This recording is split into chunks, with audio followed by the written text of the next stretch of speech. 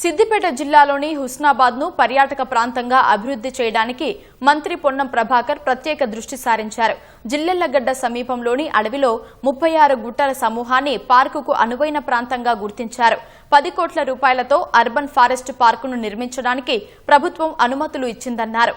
Park నిర్మాణానికి మంత్రి పొన్నం ప్రభాకర్ శంకుస్థాపన చేయగా హరిత నిధి కింద మొదటి విడతగా 3 కోట్ల రూపాయల నిధులు మంజూరయ్యాయని తెలిపారు.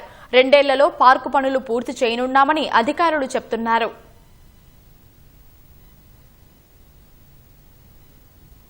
అర్బన్ ఫారెస్ట్రీ కింద ప్రతిపాదనలు పంపగానే రాష్ట్ర అటవీ శాఖ పక్షాన కొంత నిధులు ఇచ్చి ఈ ప్రాంతాన్ని అంతా కూడా ఒక పర్యాటక కేంద్రంగా ఎకో పార్క్ కింద డెవలప్మెంట్ చేయడానికి మరి ఈరోజు శంకుస్థాపన చేసుకోవడం జరిగింది. ఇది 5 కాంపోనెంట్కి ఒకటేమో వాటర్ బాడీస్ ఉన్నాయి, వాటర్ ఫాల్స్ ఉన్నాయి, హిస్టరీ సర్వాయి పాపాన సంబంధించిన చరిత్ర ఉంది, భైరవ స్వామి గుడి ఉంది.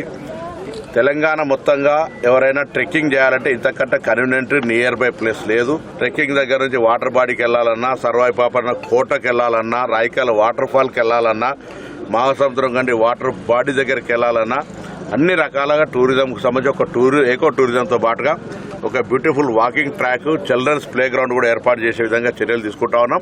గ్రామీణ ప్రాంతమైన హుస్నాబాద్ లో ఉన్నటువంటి అతిపెద్ద ఏరియా అయిన ఈ అటవీలో జరుగుతున్న ఎకో పార్క్ ఏర్పాట్లను మీరు వచ్చి ఒకసారి ప్రత్యక్షంగా చూసి ఇందులో ఉన్నటువంటి ఎంటర్టైన్మెంట్ ను పొందాలని నేను ఈ సందర్భంగా స్థానిక శాసనసభ్యుడికి విజ్ఞప్తి చేస్తాను.